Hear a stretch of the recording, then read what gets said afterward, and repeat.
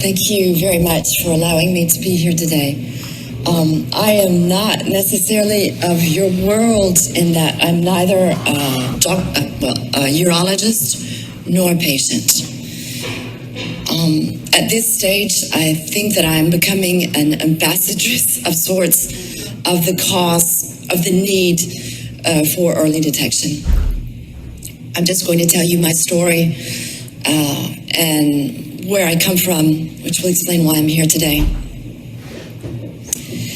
My husband was detected with prostate cancer at age 52, metastasis.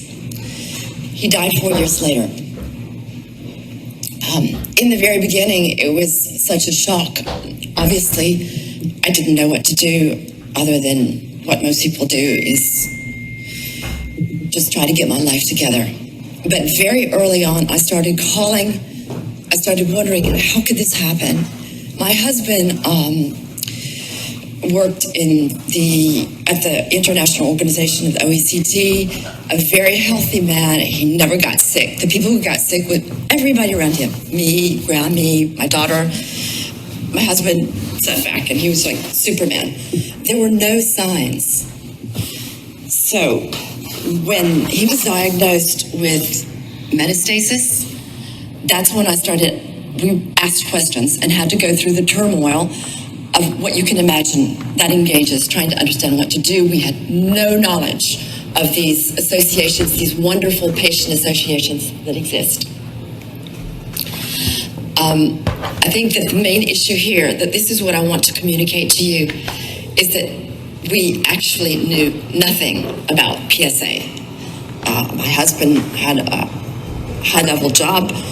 He was far from being ignorant. We just didn't have information. And when I started reaching out to associations to ask them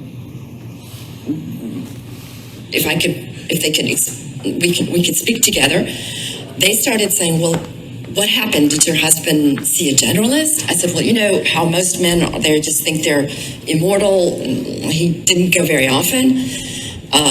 So actually, when he did see his generalist, he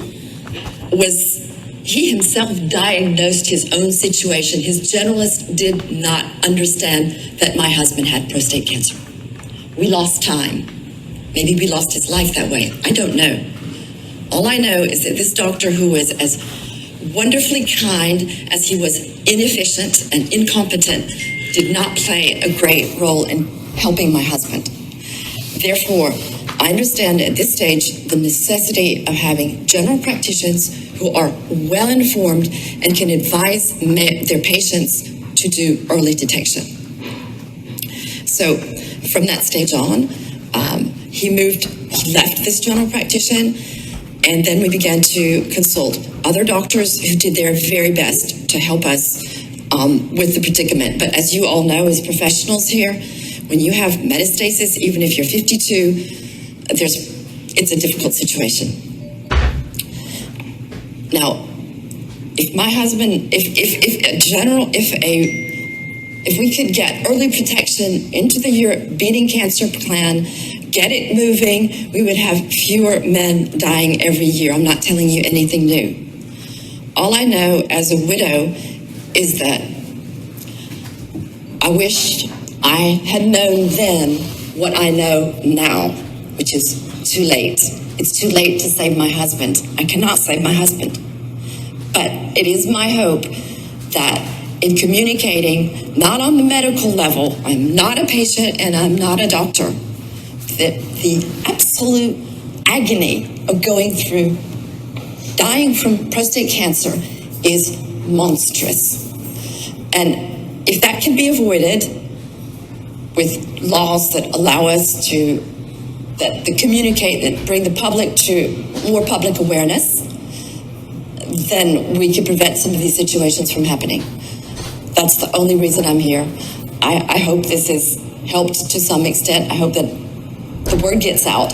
because I do talk to people and they still do not know what PSA is. You're professionals, you know what it is. Maybe you think we're fools and idiots, and I guess we are, but we paid the price.